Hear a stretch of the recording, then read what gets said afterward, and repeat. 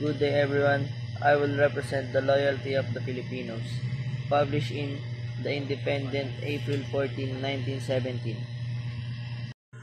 This was during World War I, just 10 days after the United States declared war on Germany.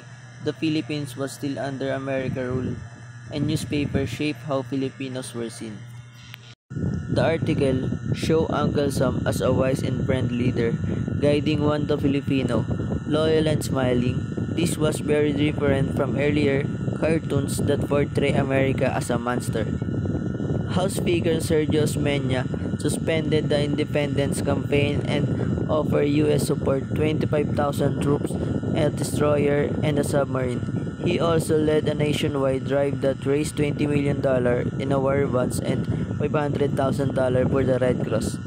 The source is important because it shows how loyalty was used as a strategy for Filipinos. Supporting the U.S. was both a show of cooperation and a way to gain favor for future independence.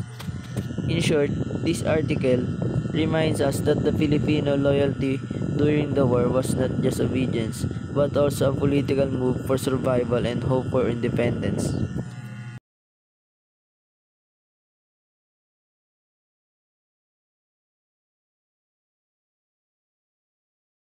In 1933, Philippine politics was once again divided over the issue of independence. This was about the Hair-Has Cutting Act, the first law passed by the United States that promised Philippine independence but under certain conditions. There were two opposing sides. On one side were Sergio Osmeña and Manuel Rojas, who supported accepting the law. They believed it was the opportunity to finally achieve independence.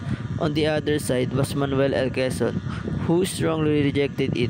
According to Quezon, the conditions of the law were unfair and not favorable to the interests of the Filipino people. Quezon took bold steps to strengthen his position.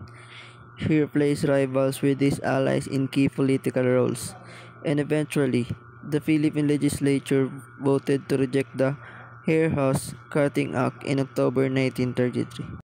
Quezon then traveled back to Washington on a new mission against the odds. He returned with a better version of the law. This not only secured independence under improved terms but also boosted his reputation as a national leader. By 1934, Quezon's rejection turned into a political victory. He emerged as the hero of the independence battles and established himself as the dominant Filipino leader of the decade.